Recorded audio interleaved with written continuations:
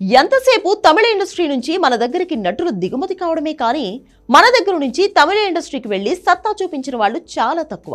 హీరోలు పక్కన పెట్టండి, కనీసం క్యారెక్టర్ ఆర్టిస్టులకు కూడా మన వాళ్లను తీసుకోరు తమిళ దర్శక నిర్మాతలు. ఎప్పుడో కోట శ్రీనివాసరావు లాంటి వాళ్ళు కొన్ని సినిమాలు చేసి వచ్చారు. ఇక ఈ తరం నటినట్లయితే కేవలం తెలుగుకు మాత్రమే పరిమితం అయిపోయారు. ఇలాంటి సమయంలో పాన్ ఇండియన్ కల్చర్ మొదలైన తర్వాత మన తెలుగు నటులకు తమిళంలో డిమాండ్ బాగా పెరిగిపోతుంది.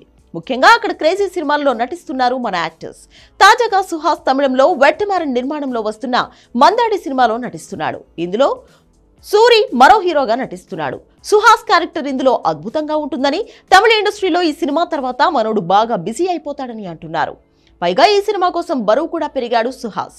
చూడగానే అట్రాక్ట్ అయ్యే లుక్ తో అదిరిపోయాడు.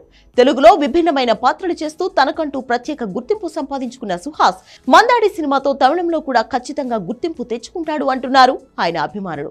మరోవైపు రాజ్ తరుణ్ కూడా తాజాగా తమిళ ఇండస్ట్రీకి ఎంట్రీ ఇస్తున్నాడు. గోలీసుడా లాంటి సెన్సేషనల్ సినిమా తీసిన విజయ్ మిల్టన్ దర్శకత్వంలో ఆయన సినిమా చేయబోతున్నాడు. దీనికి సంబంధించిన అధికారిక ప్రకటన కూడా వచ్చింది. త్వరలోనే రెగ్యులర్ షూటింగ్ కూడా మొదలు కానుంది. తెలుగులో రాజ్ తరుణ్ కెరియర్ దాదాపు ఎండింగ్ పొజిషన్ కు వచ్చేసింది. ఇక్కడ ఈయనకు సినిమాలు లేవు, ఉన్న సినిమాలు ఆడడం లేదు. దాంతో తమిళ ఇండస్ట్రీలో అదృష్టం పరీక్షించుకోబోతున్నాడు రాజ్ తరుణ్. ఇక సందీప్ కిషన్ తెలుగు తమిళ వాళ్ళకి ఎప్పుడూ అందుబాటులోనే ఉంటాడు. సూపర్ స్టార్ విజయ్ కొడుకు సంజయ్ దర్శకుడిగా పరిచయం అవుతున్న సినిమాలో సందీప్ కిషన్ హీరోగా నటిస్తున్నాడు.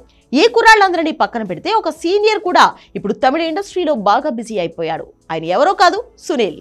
పుష్ప తర్వాత తమిళంలో కూడా సునీల్ కు మంచి ఫాలోయింగ్ వచ్చింది. పైగా అక్కడ ఆయన నటించిన సినిమాలన్నీ సూపర్ హిట్.